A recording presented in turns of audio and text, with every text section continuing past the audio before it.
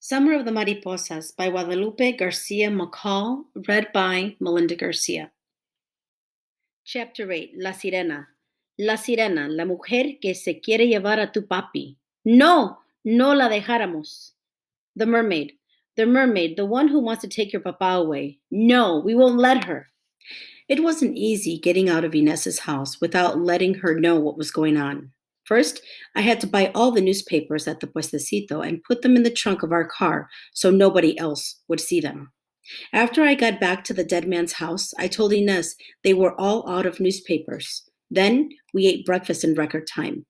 We split before any of the neighbors had shown up for the wake, leaving behind most of the dead man's money inside the container of sugar on the table, tightly wrapped in its plastic bag, like a great big tip for our hostess. I only kept enough for us to buy food and gas for the trip home after visiting with Abuelita.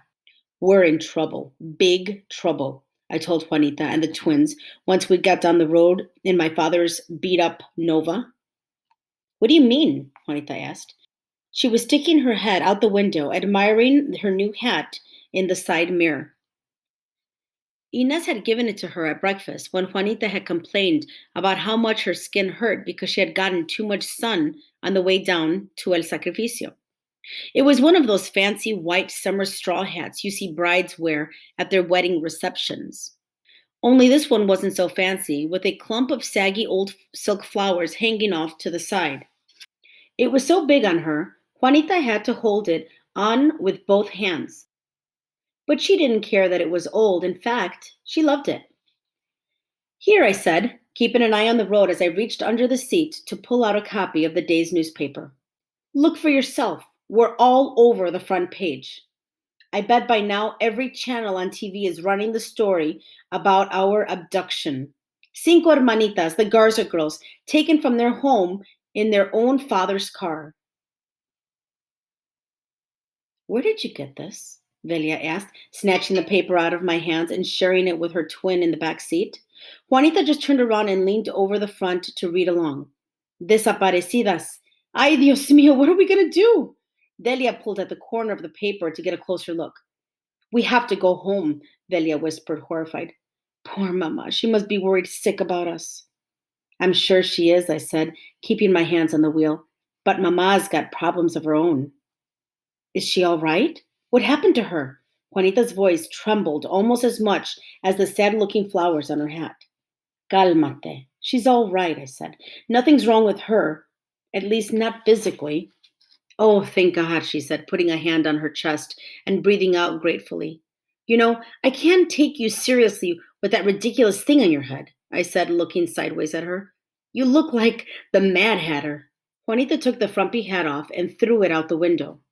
I don't care about the stupid hat. What happened to Mama? Behind us, the hat spun out into the morning air in a white blur, like a miniature flying saucer, and landed right smack in the middle of the highway. I watched it get smaller and smaller until it disappeared from sight in the rearview mirror. Litterbug! You know that's against the law, don't you? Stop stalling, Juanita ranted from her seat at the far end of the car. What's going on with Mama? Why did you say she's got problems of her own? Mira. With one hand on the wheel, I took the paper from Velia in the back seat and handed it back to Juanita, pointing at the newsprint at the bottom of the front page. It says it right there. She's a person of interest in the investigation of our disappearance. As of last night, she's not allowed to leave the country, so she can't come to Mexico to look for us. Papa's in trouble too.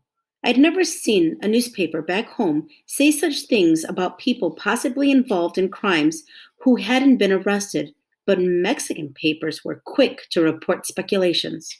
They took information from anyone willing to talk and didn't hold back crucial details the way the U.S. papers sometimes did. Papa? Delia and Velia asked simultaneously, looking at me in the rearview mirror. What's he got to do with this? Velia continued. He's a person of interest too, I explained. How? Why? Juanita inquired, her eyes widening in disbelief. Read the story, I said. It's right there in the second to last paragraph. Juanita unfolded the paper and began to read. The authorities are looking for Ernesto Garza, the father of the missing girls. He is wanted for questioning in the unexplained disappearance of his daughters. Local police are also hoping to recover Garza's vehicle, as it might provide crucial evidence as to the whereabouts of the girls. They think we're dead, Velia said, and that Papa had something to do with it? I adjusted the rearview mirror so I could make eye contact with her. Not necessarily. They always investigate the parents first. Look at this, Juanita said, after flipping through the paper. There's a story about Papa on page 2. I glanced at the picture of Papa, but had to keep an eye on the road so I couldn't read the article beside it. What does it say? Local singer wanted for interrogation in the case of missing children. Juanita showed the paper to the twins in the back seat. They used his publicity photo, the one of him in his mariachi suit. He's going to hate that. Nah, he'll be glad they used that shot. It's a good picture of him, Delia said. Delia leaned in to look at the picture. I forgot how handsome he is. Oh, he's handsome, all right. Juanita's tone of voice told us exactly how she felt about him. She didn't need to explain what she meant with that comment, but she did anyway. Muy guapo, and he knows it too. Look at him mugging for the camera like a possum with a mouthful of worms. Funny how I never noticed before how conceited he really is. Do they know where he is? No, but they'll find him now that the FBI is involved, Velia said after reading silently to herself for a few minutes.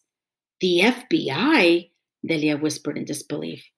Yep, according to this, the National Center for Missing and Exploded Children is looking for us. Velia continued reading on. Exploited, I corrected. What? Velia asked, looking at me like I was confusing her. Exploited, not exploded, I explained. The National Center for Missing and Exploited Children. Whatever, Velia said. So what are we going to do? Turn ourselves in? Juanita asked. She took the newspaper from the twins and took her turn reading it. Well, we have to get back as soon as possible, Delia told her, to get Mama out of trouble. Velia slumped back into her seat and crossed her arms. It's our fault. We should have left her a note or something.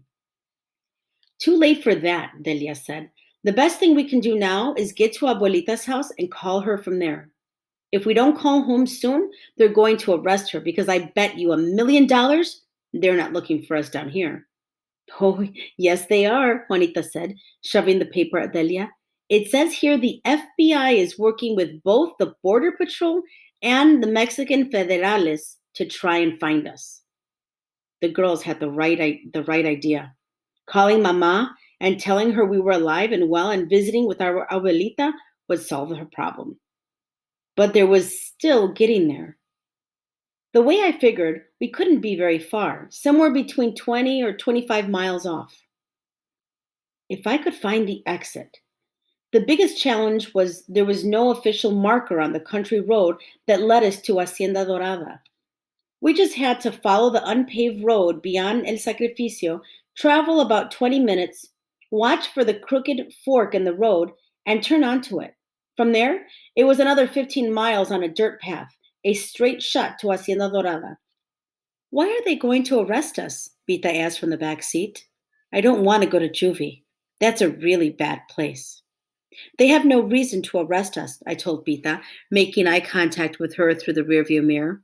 We haven't done anything wrong, so we have nothing to worry about. At least, not so far. We found a dead body and didn't report it, Delia whispered, more to herself than to the rest of us. We should have reported it, saved ourselves and Mama a lot of trouble. I pulled over on the side of the road, reached up and pulled Papa's road map off the visor. Unfolding it over my lap to read it better, I glanced at the mileage gauge and made a mental note to use it to measure our progress. If we traveled more than 20 miles ahead and we hadn't found the exit, we'd most certainly passed it. I'd have to turn around and look for the fork in the road again. We took Papa's car without permission, Belia said, looking over at me. Well, if he was so interested in the car, why didn't he take it with him? Juanita wanted to know. He didn't take it because it's older than dirt, Delia said. I'm surprised the thing still runs. We should turn ourselves in, Pita said, touching my shoulder from behind to get my attention. We wouldn't go to jail, would we? None of those things are bad enough to get us arrested. Trust me, we've broken plenty of laws. But I don't think we've done anything that would make us go to jail, I said, maintaining a normal tone of voice with the hope of reassuring them. The best thing we can do right now is get to Abuelita Remedio's house as soon as possible and ask for her help. I think it's about time we let an adult handle this. We knew last night we'd gotten in over our heads when we crashed the quinceañera, but with the police and the FBI thinking we were kidnapped or dead, I wasn't sure we weren't in big trouble. I started the car and got us back on the road, but my mind kept turning it over. Juanita had first noted it before we left, and Delia had reminded us failing to report the body was punishable by law. The question was, who would they punish? Us or Mama? Adults had a funny way of seeking justice. Would they go after Mama? Could they make her responsible for this? If our actions had damaged our family in any way, I would never forgive myself. Juanita's thoughts seemed to be on the same track as mine. We took the drowned man's money, she admitted quietly. Then she put her hands over her face so we wouldn't see her crying. But we returned it. Most of it anyway, I said, keeping my eyes on the road. Delia pulled out a small wad of folded bills from her pocket and handed it to Juanita. Yeah, but we still have some of it, and who knows where it came from, who it really belongs to. Juanita threw the cash on the dashboard and turned away to look out the window at the tall, desiccated trees that seemed to loom over us as we drove on. It's probably blood money. Her words silenced everyone in the car, and for a while, nobody said anything. I thought about La Llorona then, and wondered if she knew how much trouble this journey would cause. She was from another place, another time. What made sense in her world did not make sense in ours. Why had I listened to her? I should have thought this thing through. As apprehension spread into every pore of my being, I did the one thing I could to quiet the guilt in my mind. I turned the radio on, but even with the sound of loud music reverberating through the car, I could still hear my conscience nagging at me. You could have stopped this. All of it, it whispered. This is more your fault than anyone else's. You're the eldest. You should have known better. Disgusted with myself, I quieted my thoughts and concentrated on driving the car. The sun was in full bloom, blinding me as I tried to look for a crooked fork in the road ahead. To make things worse, the air was hot and blistery, burning our cheeks as we drove on. We drove like that for a few more miles, everyone keeping her thoughts to herself, when suddenly I smelled something humid and foul. Actually, I tasted it before I smelled it, but then I saw it. The white smoke puffed out of the front of the car and crept in through the vents on the dashboard, penetrating my lungs and causing me to cough uncontrollably. ¿Qué diablos? What the helicopter is going on? Velia sat forward in her seat and stuck her face out the window to get a better look. The whiteness of the smoke was blinding. I could barely see the side of the road and nothing ahead. My first reaction was to press down on the brake with all of my weight. The car screeched to a stop on the side of the road, and I flipped the gear shift into park. But even without raising the hood of the car, I knew what was wrong. When water started pouring from the front of the car onto the pavement, creating a buzzing puddle inches away from our feet, I knew we were doomed. I'd seen this happen to Papa before. The radiator was busted. What do we do now? Pita asked. She was standing next to me while the others stood back behind me, fanning the smoky steam out of their eyes. I looked at the mileage gauge. We were only about 15 miles down the road from where we'd started in El Sacrificio. But it was far enough that going back there wouldn't be too smart. It might call more attention to us, the missing children, and 15 miles was a long, long way to walk.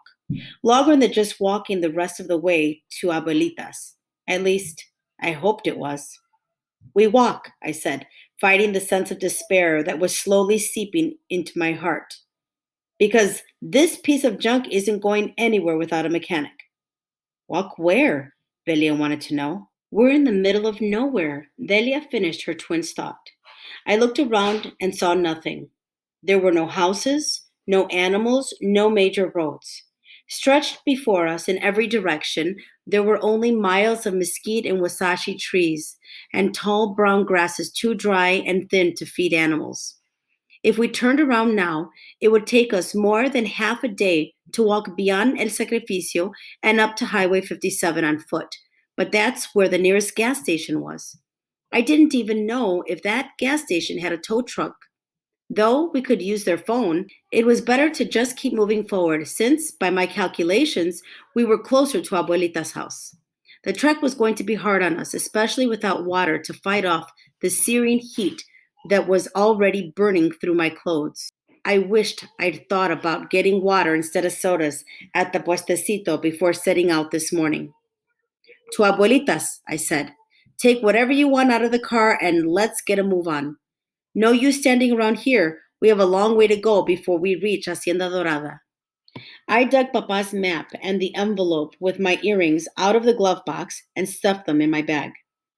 With our backpacks, purses, and the few provisions we still had in the car in tow, we started down the road heading east. We left the blankets behind because we didn't want to exhaust ourselves with too much to carry. Mama would probably want to kill us for leaving them, but there was no other option. Perhaps we'd be able to return for the car and the rest of our things with Abuelita's help. The morning sun grew hotter by the minute, and we were sweating profusely within half an hour. Several times along the way, Bita cried that she was either tired or thirsty, and we had to stop and sit on the side of the road, under a mesquite or wasashi tree, trying to make the trek without succumbing to heat exhaustion. 2.5 hours later, we were huddled together on the side of the road, shoulder to shoulder under a full shade of large clustered scraggly trees. When we heard it, a woman's voice, sweet and melodic, coming from the brush behind us. She sang of flowers and gardens and sweet, sweet nectar oozing from every petal and leaf. What's that about? Juanita asked, turning to look at me. My heart quickened. Never talk to strangers. Mama's warning rattled around in the back of my head. We hadn't seen any houses along the dirt road. I scrambled to my feet and stood listening for a moment. The woman's voice was engaging and lovely. She sounded nothing like La Llorona, and my apprehension began to subside. I don't know, but we should be careful. Ignoring Mama's rule, the rest of the girls scrambled to their feet and ran to see where the enchanting voice was coming from. Hello, Velia hollered into the dense thicket. She squeezed between the trunks of the two mesquite trees in an attempt to avoid going around. Hello, Delia chimed in, louder and more desperately than her twin sister. She had been complaining about being dehydrated for at least an hour, and human life meant the possibility of water. Who are you? Who's there? Who's singing? My sisters all hollered in the direction of the woman's voice. What are you girls doing out here? The woman's voice asked from somewhere behind the brush. The lady who emerged was lovely and petite. She wore a flowing bright yellow dress, and her blonde hair was perfectly coiffed in a thick chignon. Our car broke down, I said as she came closer. Can you tell us how far it is to the next town?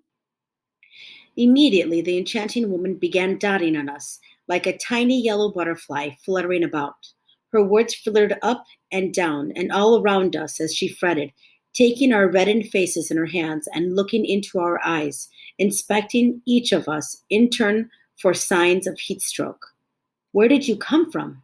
Ay, Maria Purísima, but you look dreadful. You must be absolutely parched, melting away in this heat.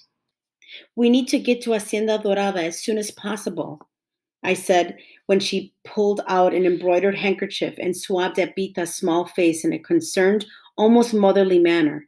Can you give us a ride? I wish I could, the woman said, but I don't have a car. Oh my, but you must be parched by now. You look like wilting flowers. You need something to drink. Come with me. I have just the thing.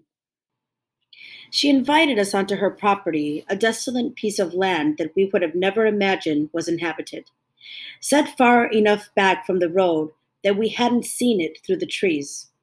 I was so relieved to see someone, anyone, that I didn't question her sudden appearance. She was a godsend. I was grateful for the sight of her. Besides, she didn't look like she could be part of a gang or some kind of kidnapper ring, so we followed the sweet voiced woman as she led us deeper and deeper into the brush. Past a wasted field and through a graveyard of fallen mesquites we went, listening to her melodic words as she led us away, until we came to what can only be described as an oasis in the desert. Whereas the land we had just crossed had been populated by wasashis and scrub, her house was large and impeccably landscaped, like the houses in the more affluent neighborhoods of Eagle Pass, with a beautiful garden of flowering plants and herbs. I recognized the orange bursts of butterfly weeds and the tall red Indian paintbrushes. But there were so many beautiful plants in the garden, all I could do was smile with joy and serenity. The woman's house was beautiful too, with wide, resplendent windows reflecting the daylight on every side, making it glitter and shine majestically. I thought for a moment we were in a fantasy world, a magical land, a dream come true. The vivacious woman took us through her spacious living room and into a splendid sunlit kitchen where we were asked to sit at a long mahogany table while our hostess poured us glass after tall glass of ice cold lemonade.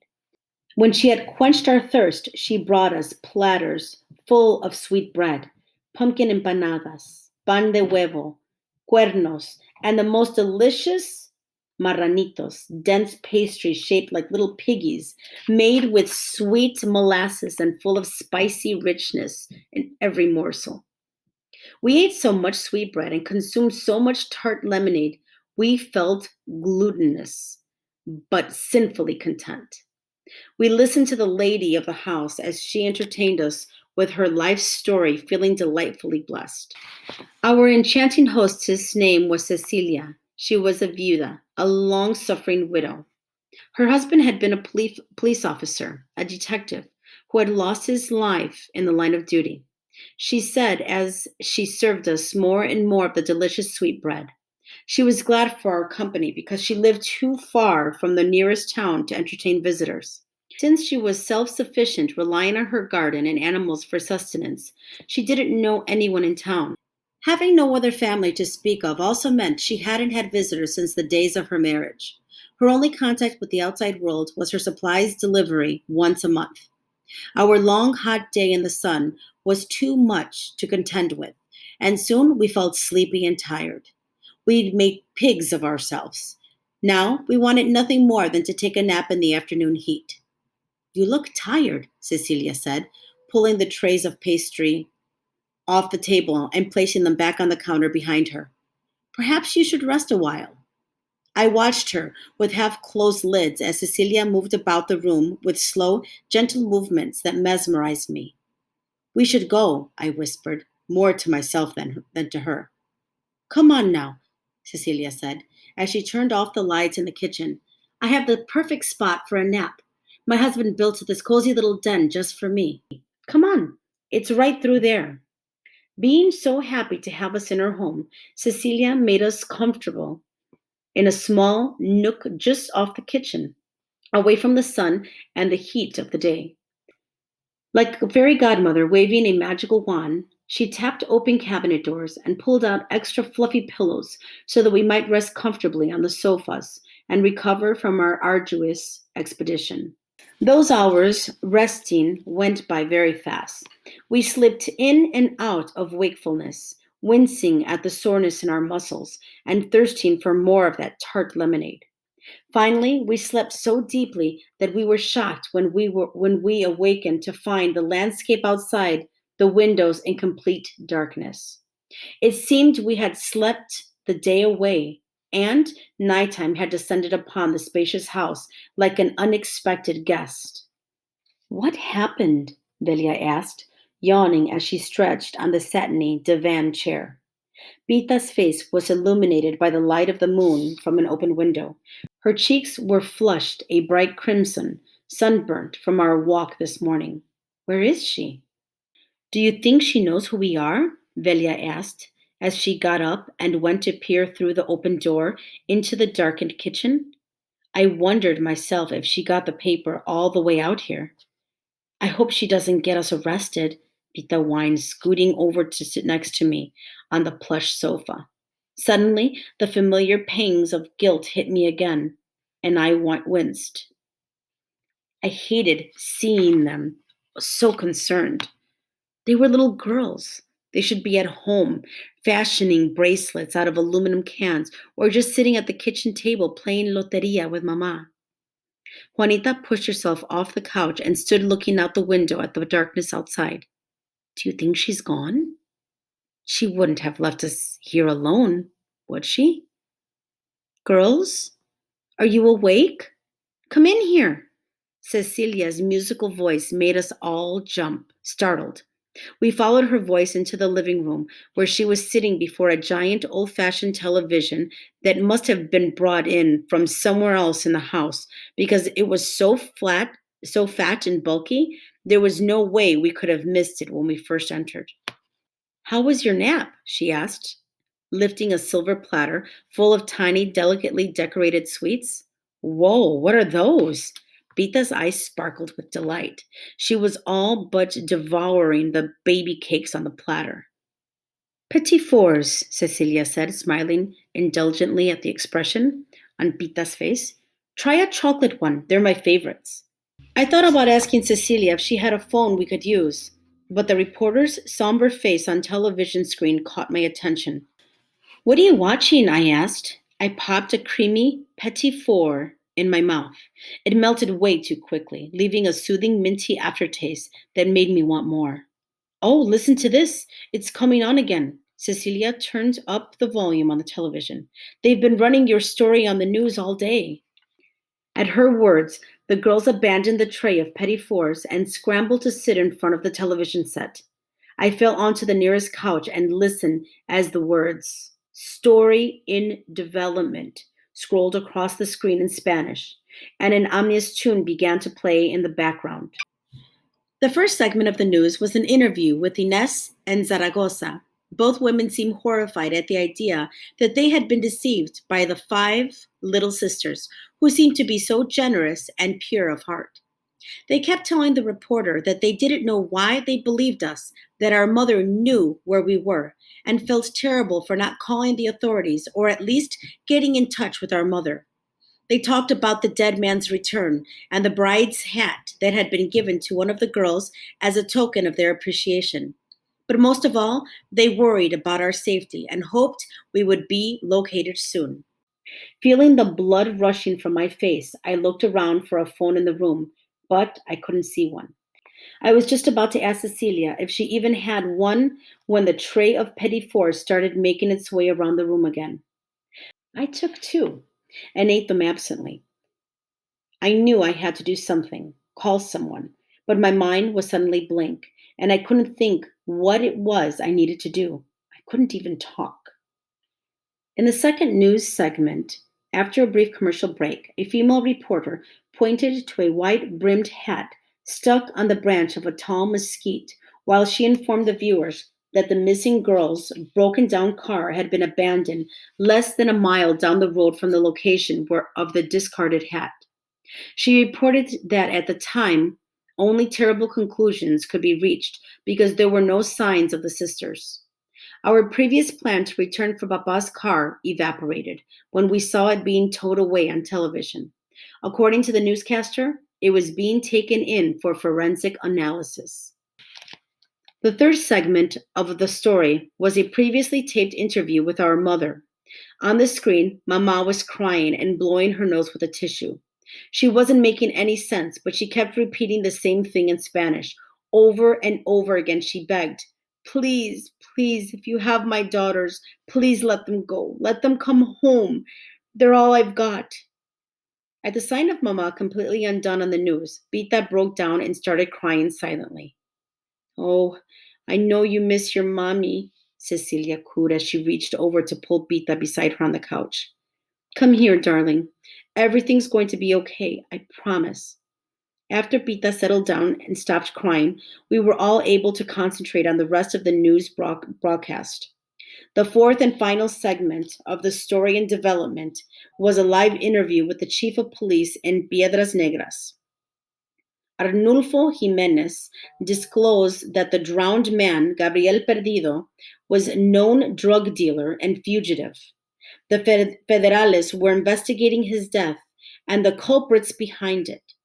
Chief Jimenez speculated that the girls might have been abducted by the same individuals who killed Gabriel Perdido. They believed the suspects were operating under the assumption that the girls knew more than they really did about the dead man's drug dealings. They suspected the abductors were manipulating the girl's actions as they traveled through Mexico to return the body to his family in El Sacrificio. The kidnapping might have been all part of a ploy to flush out Gabriel's cohorts. We don't know for sure. Anything is possible, Chief Jimenez said, claiming it was imperative that they find the missing girls and bring them home safely. He assured the reporter that his men were working night and day on this case, and he was positive justice would prevail. By the time our news story ran through, the local newscast was over. They had dedicated an entire show to us, a fact that mesmerized us into complete and utter silence. Don't believe everything you hear, Cecilia said, shutting off the television set with one click of her remote control. That Jimenez is a corrupt anaconda. His position on the force is just a front. He's suspected of being in business with the mafia. Only he's so cunning, so sly, no one can connect him to any of their crimes. But everybody knows he's working both sides. I don't understand, I whispered. If he's such a bad guy, how can he say he wants to bring us home? Of course he wants to bring you home, Cecilia said, leaning out over the coffee table to be close to us. Don't you see? He wants to find you because he thinks you know more than you should about the drug dealer you brought home. It's a trick. You should avoid him at all costs. I'm scared. Pita slid off the couch and scooted over to me on the floor. Oh, honey, don't be scared, Cecilia said, leaving the comfort of the couch to slide down on the floor between Pita and me. He can't hurt you, not as long as you stay with me, I promise. Why, you're trembling. Here, have some more petit fours, sugar for my sweet one. There you go. Feel better? Pita bit into a tiny sweet morsel of cake and nodded even as she sniffed back her tears. Noticing the twins' fearful faces, Cecilia slid the tray of petit fours toward them. Soon we were all sitting on the floor, sharing the enormous tray of petit fours. Funny how distress takes away one's appetite for real food, but when sweets are involved, all bets are off. Or maybe it was just us, because we sat there and ate every last petit four offered to us as we looked guiltily at each other for eating so greedily while everyone worried about us back home. At least Mama is home and not in jail, Delia whispered close to my ear so that others wouldn't hear. I'm not sure that's any comfort to her right now, Delia said from the other side of the coffee table. She looked pretty torn up. Maybe we should call her. I've been meaning to ask you if you had a phone we can use, I said, turning to look at Cecilia. Freedom is always a comfort, Cecilia said, ignoring my request and thrusting a chocolate petit four into my hand. Your mama is lucky to be free after neglecting you all the way she did. What do you mean? Who says she neglected us? I asked, suspicion creeping into the corners of my mind, even as I put the chocolate treat in my mouth. I shook my head, trying to remember if any of us had spoken rudely about Mama, but my thoughts were cloudy, eerily void of memory, a fact that stumpified me.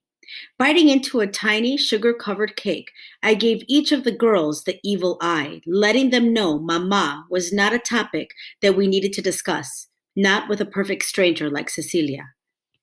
I mean, I don't know exactly what happened or why you are traveling alone, Cecilia started, blinking nervously as she spoke. But I know if you were my daughters, I'd never part with you. If you were my daughters, you'd be safe at home, eating delicious things I'd bake and wearing nice, beautiful clothes I'd made. I sew the most exquisite dresses. If you were my daughters, I'd dress you up like pretty little China dolls. Well, we're not the dress up types, I said, picking up another sugary petit four and biting into it to stop myself from defending Mama's honor to the point of being rude to our hostess. After we ate, we started to drift into a sedate sleepiness again. All I could think is that we were so emotionally drained from listening to the news and worrying about Mama that even sugar wasn't able to pick us up. And so we drifted into that deliciously dreamy stage before falling completely asleep. Seeing us lollying our heads like droopy violets, Cecilia told us to go upstairs and pick out a bedroom to sleep in. Go on now, Cecilia insisted. You need your rest. We really need to get going, I said, my eyelids resting heavily over my eyes. We need to get to our abuelita's house. What you need is a long, relaxing bath. Come on, it will clear your heads. Cecilia got up and started for the stairs.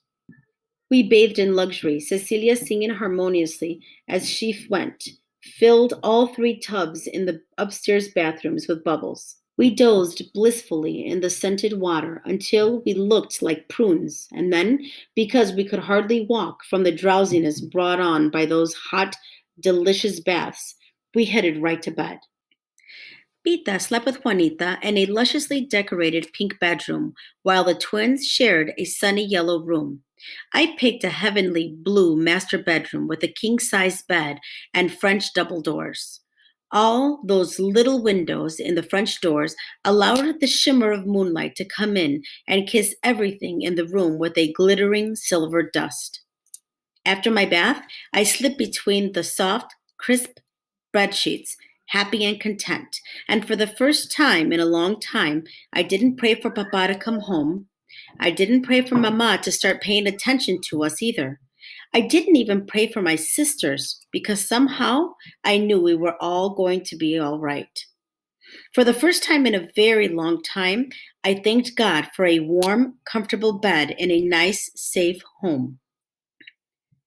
I awakened in the middle of the night. Moonlight streamed in through the window, and though my vision was hazy, I could see the curtains billowing back and forth as the mal aigre came into the room in mischievous gusts of wind that toyed with my senses as they entered my lungs and played with my sanity.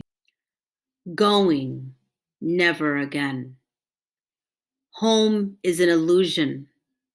Home is where you've never been. Never again. Never again. El mal aire said as it spoke to me, whispering and sighing, murmuring incoherent things, jumbled words, rambling thoughts I could not understand. Remembering where I was, I tried to get up to go look for Cecilia, but I couldn't focus, much less keep my eyes open. When I tried sitting up, my head spun and I fell back on the bed, dead weight on my pillows. That's when I finally understood what was going on. Something's wrong, I whispered. I went through the events of the day in my mind and realized that Cecilia never promised she would help us get to Hacienda Dorada. She acted so kindly toward us, but her lack of interest in our plight, our need to get to our abuelita's house, frightened me. But wasn't it a given? She knew what we were going through. But wasn't it a given? She knew what we were going through. She showed us the TV news, right?